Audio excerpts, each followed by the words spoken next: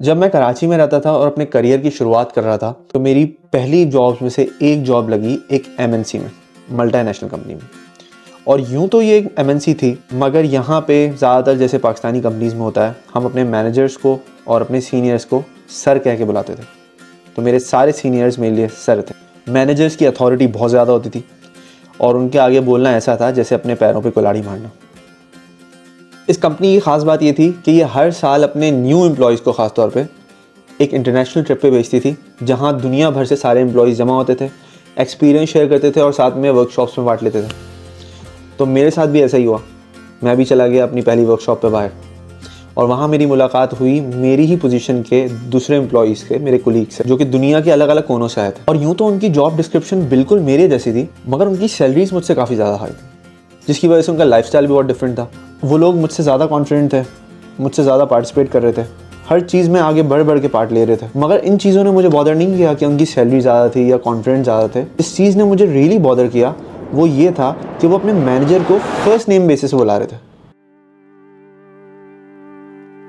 Workshop के दौरान managers अपने एम्प्लॉयज़ से सजेशंस ले रहे हैं, बात कर रहे हैं, डिस्कशंस कर रहे हैं। सोशल्स के दौरान हंसी मजाक हो रहा है और कुछ पता ही नहीं चल रहा मैनेजर कौन है, सबऑर्डिनेट कौन है। और यहाँ पे हमारे मैनेजर हमें लिफ्ट ही नहीं करा रहे।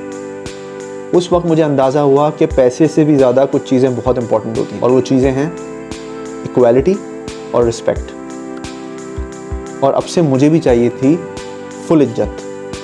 तो कराची पहुँचते ही जब मेरे मैनेजर ने मुझे ईमेल की और ट्रिप की रिपोर्ट मांगी तो मैंने सोच लिया यही वक्त है, अभी नहीं तो कभी नहीं। तो ईमेल के रिप्लाई में मैंने डियर सर हारून की जगह कर दिया डियर हारून, और रिपोर्ट लगाई और सेंड कर दी और फिर मज़े से बैठ गया।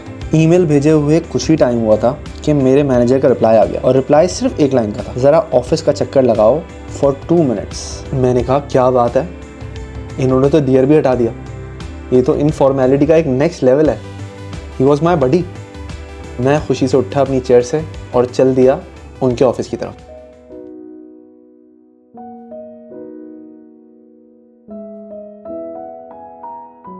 वो 2 मिनट मेरे लिए 2 घंटे के बराबर साबित हुए, और वो मेरे लिए खुल सिमसिम मोमेंट था कि ज़मीन खुले और मैं उसके अंदर समा जाऊँ।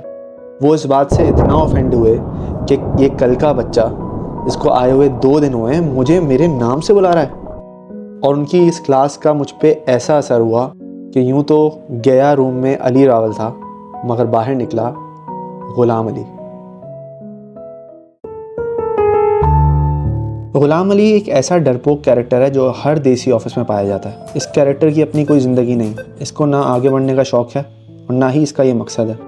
इसकी ज़िंदगी आधे से ज़्यादा ऑफिस में ही गुजरती है। लेट सेटिंग्स इसके लिए बिल्कुल नॉर्मल चीज़ है, और ऐसा नहीं कि इन लेट सेटिंग्स से ये कोई तीर मार देता है। काम ये उतना ही करता है जितना सब करते हैं, बस ये डर कि बॉस को बुरा ना लग जाए इसको अपनी सीट से उठने नहीं देता। ये खुश नहीं है, डरा हुआ मजबूर आदमी है, जो छुट्टी भी जब लेता है जब कोई बीमार हो या अल्लाह को प्यारा हो जाए, कि खुशी के मौके पर छुट्टी लेना इसका मैनेजर गुनाह समझता है।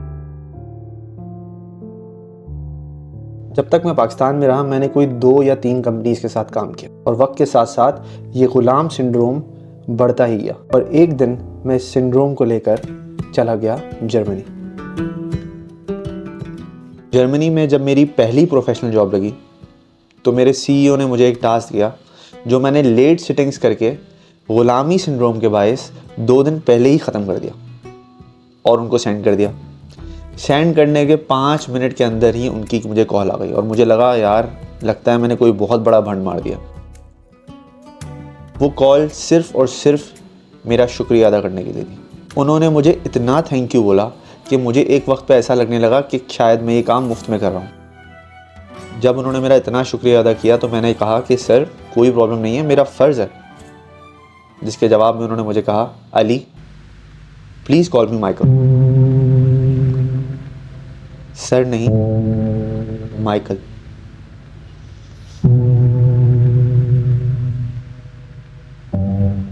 आज मैं किंग था, क्योंकि आज मेरे पास वो था जिसकी तलाश मैं सालों से कर रहा हूँ, इज्जत।